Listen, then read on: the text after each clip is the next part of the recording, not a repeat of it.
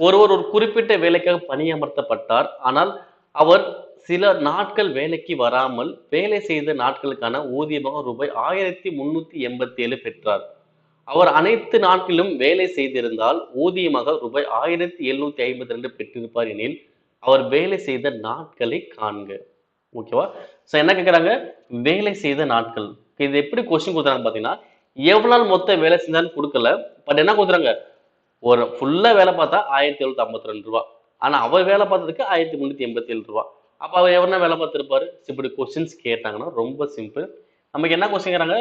வேலை செய்த நாட்கள். ஓகேவா? வேலை செய்த நாட்கள் சொன்னாங்கன்னா வேலை செய்ததுக்கான ஊதியம். ஓகேவா? வேலை செய்ததுக்கான ஊதியம் வகுத்தல் HCF ஆஃப் அந்த இரண்டு நம்பர் 1387 1752. வேலை செய்த ஊதியம் எனக்கு எவ்வளோ? 1387. அதான் நம்ம தருவாங்க. அனைத்து நாளும் வேலை பார்க்கல. வேலை செய்த நாட்களுக்கான ஊதியம் எவ்வளோ? 1387. ஓகே, அடுத்து என்ன பண்ணோம்? இந்த இரண்டு நம்பருக்குள்ள HCF. ஓகேவா? அப்ப 1387 வகுத்தல். ஓகேங்களா? இந்த ரெண்டு நம்பருக்கு என்ன பண்ணும்? எல்சிஎம் கண்டுபிடிச்சு HCF கண்டுபிடிக்கணும். ஓகேவா? HCF கண்டுபிடிக்கலாங்களா? 1387 1752. ஓகே, எதால அடிக்கலாம் பாருங்க. ஸோ 3 அடிக்க முடியுமா? 15 18 19 அடிக்க முடியாது. 3 அடிப்படனா 9 அடிப்படாது. ஓகே, அடுத்து 7. ஸோ இது மாதிரி போய்கிட்டே இருக்கும். இது எந்த நம்பரை டிவைட் ஆகுதுன்னு பார்த்தீங்கன்னா, ஸோ கச்சிசியை பொறுத்த அளவுக்கு மேக்ஸிமம் ஈஸியாகவும் இருக்கும், சம்டைம் ரொம்ப கஷ்டமாக கூட இருக்கும். ஏன் அப்படின்னா அது பகா எண்களை போய் மாட்டிக்கும். ஸோ பகா எண்கள் வரும்போது பார்த்தீங்கன்னா அது ரொம்ப காம்ப்ளிகேட்டாக அந்த ஃபார்முலாவே கொஞ்சம் கஷ்டமாக இருக்கும் கூட இருக்கும். பட் இந்த நம்பர் வந்து பார்த்தீங்கன்னா 73ஆல தான் டிவைட் ஆகும். எதால் டிவைட் ஆகும்?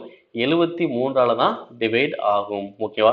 அப்ப 73 டிவைட் பண்ண எவ்வளவு வரும் பாருங்க. எவ்வளவு வரும்னா 19. இங்க அடிச்சா எவ்வளவு வரும்னா 24. ஓகேவா? அப்ப கச்சிசிய மதிப்பு எவ்வளவு வரும் பார்த்தீங்கன்னா 73 உங்களுக்கு வரும். ஓகேவா? 73 போடுங்க. ஓகேவா?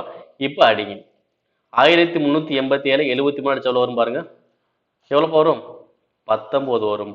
அப்ப வேலை செய்த நாட்கள் எனக்கு எவ்வளவு வரும்? 19. ஓகேங்களா?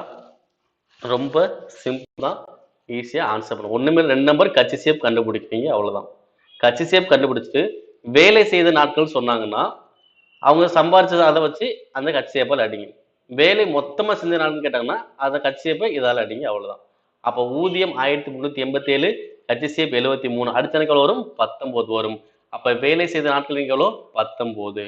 மொத்த வேலை நாட்கள் எவ்வளோ? 24. ஓகேவா? 1387 19, 1352 24. ஓகேங்களா? கொஞ்சம் வச்சு